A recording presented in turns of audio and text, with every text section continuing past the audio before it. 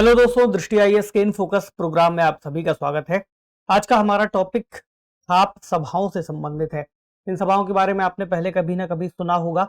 हाल ही में जो पहलवानों ने धरना दिया हुआ है या वो एक विरोध प्रदर्शन कर रहे हैं एक भाजपा के एक बड़े नेता के लिए, जो कि डब्ल्यूएफआई के अध्यक्ष भी हैं, उनकी गिरफ्तारी की मांग है, उनके कुछ आरोप हैं। इस पूरी प्रक्रिया में अब जो खाप सभाएं हैं इनके समर्थन में आ गई हैं और वो भी इनके साथ जुड़ करके मांग कर रहे हैं कि आगे की कार्रवाई सरकार की तरफ से या प्रशासन की तरफ से की जाए। अब इस पूरे टॉपिक में एक खाप शब्द हमारे सामने आ जाता है कि आखिर खाप सभाएं अगर इनके साथ जुड़ करके ऐसी मांग कर रही हैं तो ये सभाएं होती क्या है, आखिरकार इनका गठन कैसे किया जाता है, इनको अपनी शक्तियां कहां से प्राप्त होती हैं। आज के टॉपिक में हम इस शब्द से जुड़ी हुई जो भी महत्वपूर्ण जानकारी हमारे एग्जाम के लिए इंपॉर्टेंट हो सकती है उस पर बात करेंगे। इससे पहले भी यूपीएससी ने इस तरह के टॉपिक पर प्रश्न पूछे हैं। तो पहलवानों के समर्थन में उतरी खाप सभाएं कैसे काम करती हैं और बेसिकली इनका गठन कैसे किया जाता है, कितना इनका प्रभाव है। न्यूज है, what is khap currently several khap are participating in the wrestlers protest against WFI chief Brijbhushan. News इससे संबंधित है, तो चर्चा में क्यों है, थोड़ा सा और जानकारी लेते हुए फिर हम आगे बढ़ेंगे, फिर समझ लेंगे कि खाप आखिरकार क्या है। उसके बाद इनके कार्य क्या हैं, जो एक संगठन के रूप में हमें दिखाई देती है। एक सभा है जिसका गठन होता है, तो कैसे इसका गठन किया जाता है, कौन अध्यक्षता करता है, अभी के समय कितनी खाप कार्यरत हैं, अगर हम इनको अलग अलग कर करके देखें तो कैसे इनका गठन हमें दिखाई देगा, इनका सामाजिक क्या महत्व है। और अक्सर हमें खाप शब्द नकारात्मक संदर्भों में भी सुनने को मिलता है, या अगर कहें तो ज्यादातर मामलों में अगर हम इस शब्द से जुड़े हैं या इसके बारे में हमने सुना है तो अक्सर नकारात्मक चीजों को लेकर के ही सुना है। तो उन आलोचनाओं पर भी बात करेंगे और समझेंगे कि इनकी शक्तियां क्या हैं या इन्हें ये शक्तियां किस तरह से प्राप्त होती हैं। और एक सवाल देखेंगे जो इस टॉपिक पर आपकी समझ को डील करेगा, ये प्रश्न करेगा आपसे कि आप कैसे इस बात को समझ करके लिख पाते हैं। जीएस पेपर 2 यानी कि प्रेशर ग्रुप्स जो मेंशन है सिलेबस में, आपने इसको ध्यान से देखा होगा, यहाँ पर प्रेशर ग्रुप या प्रभावक समूह की बात आती है तो खाप उसका एक उदाहरण है। याद रखिएगा, अगर कहीं आपको लिखना हो तो आप इसको उदाहरण के रूप में लिख सकते हैं। और औपचारिक या अनौपचारिक संघ तथा शासन प्रणाली में उनकी भूमिका की किस तरह से वो शासन प्रणाली से जुड़ते हैं। चर्चा में इसलिए है क्योंकि जो प्रोटेस्ट है लंबे समय से चल रहा है, अलग अलग समय पर अलग अलग तरह के राजनीतिक प्रशासनिक लोग आकर के उनके समर्थन में जुटे हैं और अब जाकर के खाप नेताओं ने भी 1 जून को जो आरोप लगाए गए हैं उनके लेकर के कहा है कि इस पर बात होनी चाहिए। और उन्होंने ये भी कहा है कि वो राष्ट्रपति से जाकर के मिलेंगे और वहां पर एक प्रतिनिधि मंडल भेजेंगे ताकि जो व्यक्ति पर आरोप लगाए गए हैं उनकी गिरफ्तारी की जा सके, जो कि भारतीय कुश्ती महासंघ के प्रमुख हैं और लोकसभा से सांसद भी हैं। तो खाप पंचायत उत्तर प्रदेश के मुजफ्फरनगर के शोरेन गांव में बैठी थी, जहां पर ऐसी बातें की गई और ऐसे प्रस्ताव उन्होंने पारित किए। दूसरा, हरियाणा के कुरुक्षेत्र में भी एक और खाप महापंचायत बैठी थी जिसने कुछ ऐसी ही बात कही और गिरफ्तारी को लेकर के उन्होंने लगभग 9 जून तक की तारीख भी दी है कि ऐसा किया जाना चाहिए। अब एक प्रश्न आपका यहां हो सकता है कि आखिरकार ये कौन होते हैं या फिर ये समूह किस तरह से ऐसी कोई डेडलाइन दे सकता है या फिर सरकार से ऐसी बात कह सकता है कि गिरफ्तारी की जानी चाहिए। पीछे हमने एक शब्द जो पढ़ा था, दबाव समूह।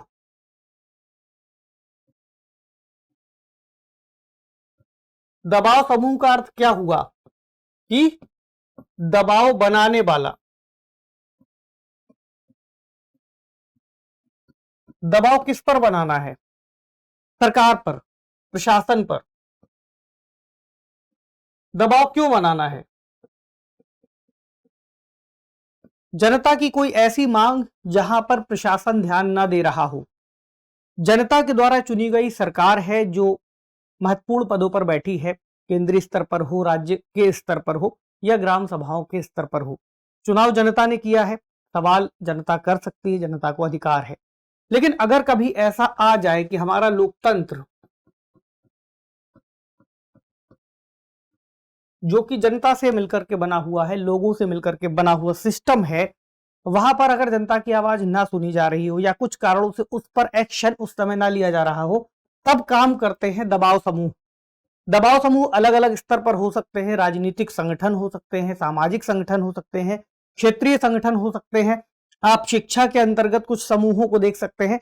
तो अलग अलग स्तर पर जहां पर बड़े जनसमूह मिलकर के सरकार से किसी बात को रखते हैं, जहां पर कई सारे लोग आकर के अपनी बात रखते हैं, जिसका एक दबाव सरकार पर या हम कहें चुने हुए प्रतिनिधियों पर पड़ता है, क्योंकि अगली बार उनको वापस से जनता के बीच जाना है और वापस से वोट को मांगना है।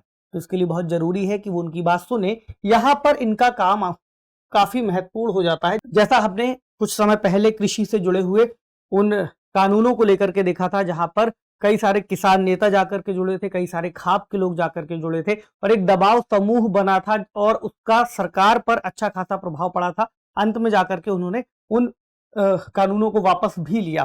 तो एक तरह से दबाव समूह का इस तरह से कार्य है। इसलिए इन्होंने कहा है कि इस तारीख तक सरकार को कुछ एक्शन लेना चाहिए। तो अब खाप से शुरू करते हैं। खाप आखिरकार क्या है, कैसे इसका गठन हमें दिखाई देता है। तो खाप बेसिकली गोत्र से संबंधित या क्षेत्र से संबंधित एक समूह है या एक संगठन है, या हम कहें कि एक बिरादरी समूह है। यहां पर ये शब्द आएगा कि एक साझा पूर्वज के पैतृक वंश से जुड़े बिरादरी समूह। बेसिकली अगर आप समझे, कोई पुत्र है, मान लीजिए उसके पिता हैं, उसके ऊपर उनकी दादी हैं या दादाजी हैं। अब इनका जो पूरा सर्कल होगा इनके वंश से जुड़े हुए लोगों का, तो लगभग ऐसा माना जाता है कि 3 पीढ़ियों तक फिर उस समूह में शादी विवाह नहीं होगा और उससे जुड़े हुए लोग आपस में फिर एक संगठन बना करके कार्य करेंगे। उस गोत्र से जुड़े हुए लोग होंगे जो एक बिरादरी समूह बनाएंगे। अब ये क्षेत्र आधारित सामाजिक संगठन भी हो सकता है और गोत्र आधारित भी हो सकता है। अभी हम कुछ अलग अलग वर्गीकरण को इनको देखते हैं। तो इसका जो नाम है वो गांव या गांव के समूह हो या उन गोत्रों के नाम से हो सकता है। अगर कोई खाप आप कभी सुनेंगे तो वहां पर जो नाम आएंगे, जैसे कि यहां कुछ नाम है, जैसे कि गठवाला खाप, दलाल खाप, पूनिया खाप, सांगवान खाप, दहिया खाप, ये कुछ उदाहरण है, नाम है। तो ये गोत्र पर आधारित नाम है जिनके तहत फिर ये नाम रखे गए हैं। तो एक किताब है जिसमें इसके कार्यों का वर्णन किया गया है। ये किताब है MC प्रधान जी की। इसका टाइटल है the political system of the Jat of northern India. ये 3 तरह के कार्यों का वर्णन करते हैं। पहला, पारिवारिक या गांव के विवादों को सुलझाना। दूसरा, विश्वास के सिद्धांतों को बनाए रखना, उनकी रक्षा करना। विश्वास के सिद्धांत कैसे, जो परंपराएं हैं, जो लोगों की मान्यताएं हैं, जो लोग मानते चले आ रहे हैं, उनको बनाए रखना। और तीसरा कि क्षेत्र को बाहरी आक्रमण से बचाना। तो अगर आप इसकी कल्पना करें कि इसकी शुरुआत कैसे हुई होगी, मान लीजिए कि कुछ समय पहले लोगों का समूह रहता था, या हम कहें कबीले के आसपास या कबीले के तरीके से लोग एक जगह संगठित रहते थे, वो अपने क्षेत्र की रक्षा करते थे, वो अपने जो समूह के लोग हैं उनकी रक्षा करते थे। इसमें एक वैज्ञानिक सिद्धांत ये भी कार्य करता है, अगर गोत्र वाला सिस्टम हम उठा करके देखें, कि उस गोत्र में विवाह नहीं होना चाहिए, ताकि किसी तरह की जो जेनेटिक्स से जुड़ी हुई बीमारियां हैं वो उनके समूह को या उनकी वंशावली में ना आए। और आज के समय वैज्ञानिक रूप से इसके प्रमाण भी हैं कि एक ही वंश में शादी करना बेहतर नहीं है, बजाय इसके कि हम जेनेटिक्स को डाइवर्सिफिकेशन के तहत लेकर के आए, क्योंकि जेनेटिक्स अगर समान होता जाता है वहां से बीमारियां शुरू हो सकती हैं। तो आज अंतिम कार्य जो बाहरी आक्रमण को बचाने वाली बात है वो इतना प्रासंगिक नहीं रह गया, क्योंकि इसका जो कार्य है ये कहीं ना कहीं स्टेट ने या राज्य ने ले लिया है। शक्तियां राज्य के हाथ में है क्षेत्र की सुरक्षा को लेकर के। तो आज के समय जो बाकी के कार्य हैं वो खाप पंचायतें करती हैं। जैसे प्रमुख कार्य एक है विवादों को सुलझाना, जहां पर 2 पक्ष आपसी विवाद ना सुलझा पा रहे हो तो ये सुलझाने का प्रयास करते हैं। तो इसके अलावा क्षेत्र में सामाजिक और धार्मिक प्रथा को बनाए रखना भी इनके कार्यों में आता है, कि जो परंपराएं हैं वो लोगों के बीच बनी रहे, उनका पालन पोषण होता रहे। अगला, इनका संगठन देखें किस तरह से गठित किया जाता है। तो पहले के समय में इनका नेतृत्व उत्तराधिकार के आधार पर होता था। हालांकि संगठन बहुत निर्धारित नहीं था, लेकिन अगर खाप का अध्यक्ष या नेता को चुने जाने की बात आती थी तो वो वंशानुगत रूप से उसको अधिकार मिलता था। आज के समय ऐसा नहीं है। जो अध्यक्ष का चुनाव है वो करने के लिए किसी खाप या खाप के समूह की बैठक के दौरान उसी समय किसी व्यक्ति को नामित किया जा सकता है। तो इसके लिए कोई परिभाषित नियम नहीं है कि यही नियम होगा, इसके आधार पर ही अध्यक्ष को चुना जाएगा, ऐसा नहीं है। तो कई मामलों में एक से अधिक व्यक्तियों द्वारा किसी खाप के प्रमुख होने का दावा हम अक्सर सुनते रहते हैं। यह आपको सुनने को मिल सकता है, जो कई सारे विवादों को भी फिर जन्म देता है। हालांकि चीजें बहुत स्पष्ट नहीं है, लेकिन फिर भी जो व्यवस्था है वो चलाई जा रही है। वर्तमान में कौन कौन सी का जो खाप है वो कार्य कर रही है, तो उत्तर भारत में लगभग 300 मुख्य खाप होने का अनुमान बताया गया है, जिसमें से अगर आप राज्यवार देखेंगे तो हरियाणा, उत्तर प्रदेश, दिल्ली, राजस्थान और उत्तराखंड जैसे राज्य आते हैं, जो उत्तर भारत के अंतर्गत इन प्रथाओं को लेकर के चलते हैं।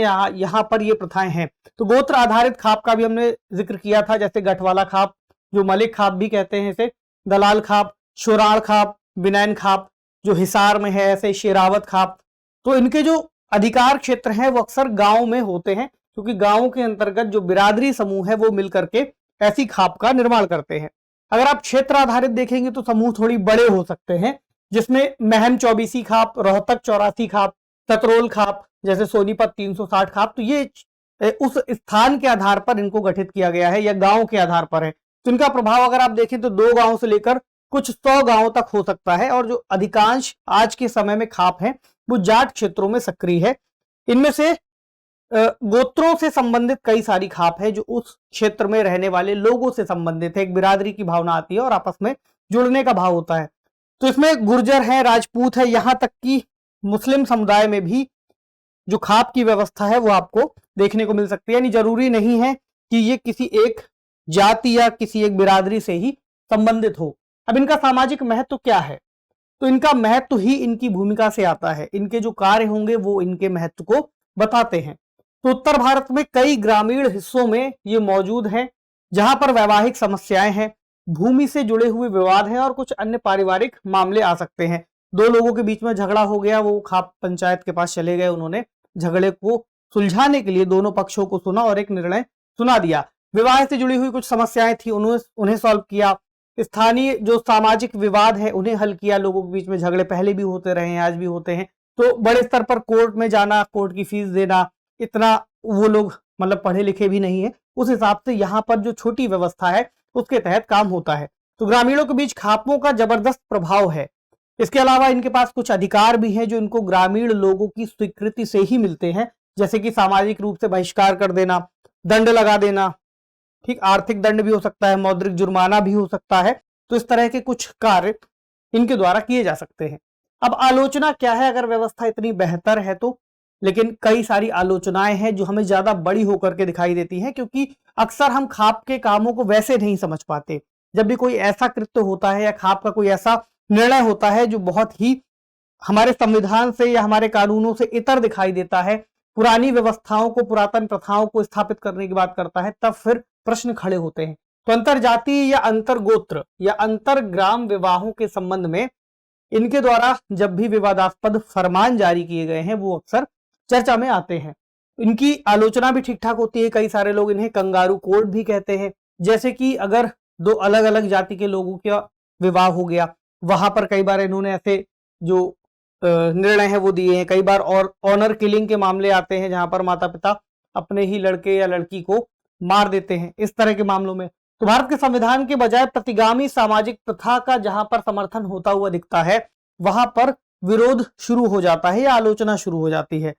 हालांकि वर्तमान समय में खाप पंचायतों या खाप नेताओं का कहना है कि वो अब अंतरजातीय विवाहों के पक्ष में है। मतलब कई सारे लोगों ने ऐसा कहा है कि वो पुरानी प्रथाओं को छोड़ते जा रहे हैं, जो कि संविधान से मेल नहीं खाती है, संविधान के मूल्यों के विरोध में जाती है। हालांकि समान गोत्र और समान गांव विवाहों पर प्रतिबंध के लिए वो हिंदू विवाह अधिनियम में संशोधन की मांग करते हैं, ताकि अगर अधिनियम में ही संशोधन हो जाएगा तो उनके द्वारा किए गए जो कार्य हैं, जो किए गई मांगे हैं या जो दिए गए फैसले हैं वो अपने आप में मान्य हो जाएंगे। तो एक किताब है जिसका रेफरेंस आप ले सकते हैं, खाप पंचायतों की प्रासंगिकता, डॉक्टर DR चौधरी जी ने लिखी है। तो इसमें इन्होंने कुछ ऐसे केस स्टडीज का जिक्र किया है जहां पर इस तरह के कई सारे उन्होंने मामले बताए हैं। अगला है खाप को शक्ति कहां से मिलती है, मतलब क्या कानूनी रूप से इनको कोई मान्यता मिली हुई है या कैसे। तो गोत्र या निवास स्थान के आधार पर खाप से लोग जुड़े होते हैं, ये हमने पीछे पढ़ लिया, और लोगों का जुड़ाव ही इन्हें वैधता प्रदान करता है। लोगों का समर्थन ही है जो इनको वैधता देता है। देखिए कोई भी नियम मान लीजिए बना, अगर हम कहें विधायिका ने कोई नियम बनाया तो वो जनता द्वारा स्वीकृत होगा। सरकार के पास पूरी व्यवस्था है, सरकार के पास पुलिस है, सरकार के पास लोग है, प्रशासनिक मॉडल है, जो उसको लागू कराएगा। एक छोटी व्यवस्था में अगर आप इसे जाकर के देखें तो मान लीजिए 5 लोग वहां पर सरपंच हैं और वो कोई निर्णय देते हैं, एक गांव को लेकर के निर्णय लागू होना है और गांव का प्रत्येक व्यक्ति उसको मान लेता है, तो अपने आप में वो निर्णय एक तरह का कानून हो गया, एक तरह का आदेश हो गया। तो कुछ ऐसी ही बात है कि उस बात को महत्व दिया जाएगा, उस बात की स्वीकृति है कि जो निर्णय आएगा उसको माना जाएगा, पूरा गांव मानेगा। तो अपने आप में एक तरह की शक्ति मिल गई, क्योंकि भारत की जनता जहां प्रतिनिधियों को चुन करके भेज रही, यहां पर भी जनता का सपोर्ट इन्हें मिला हुआ है। तो एक तरह के दबाव समूहों की भूमिका ये निभाते हैं, हमने जो पीछे डिस्कस किया। इसके अलावा लोगों को राजनीतिक मुद्दों के लिए लामबंद करना, ये इनके कार्यों में शामिल है। तो कई सारे लोगों को मतों को प्रभावित कर सकते हैं, मतलब जहां पर आप समझें कि कई सारे लोग मिलकर के एक व्यवस्था से जुड़े हुए हैं, एक सभा को समर्थित कर रहे हैं, तो वहां पर अगर कोई बात ऐसी आती है कि इस राजनीतिक दल ने अच्छा काम किया, इसको सपोर्ट करना है, तो सभी लोग मिलकर के लगभग वहां पर सपोर्ट करेंगे। इसके अलावा विरोध प्रदर्शनों में भी सक्रिय रूप से भाग ले लेते हैं, जैसे अभी इन्होंने हिस्सेदारी की है। इसके पहले 2020-21 में कृषि कानूनों के खिलाफ आंदोलन किया था, तो वहां पर बाद में उसका असर भी हमें देखने को मिला। इसी तरह बड़ी संख्या में लोगों को प्रभावित भी कर सकते हैं, ये क्षमता भी मौजूद है। इसलिए कह सकते हैं कि उत्तर भारतीय राजनीति में महत्वपूर्ण खिलाड़ी बन सकते हैं। कई सारी जो राजनीतिक पार्टियां हैं, इनका समर्थन पाने के लिए प्रयासरत रहती हैं, ताकि उनका समर्थन आते ही एक बड़ा वोट बैंक उनको मिल सकता है।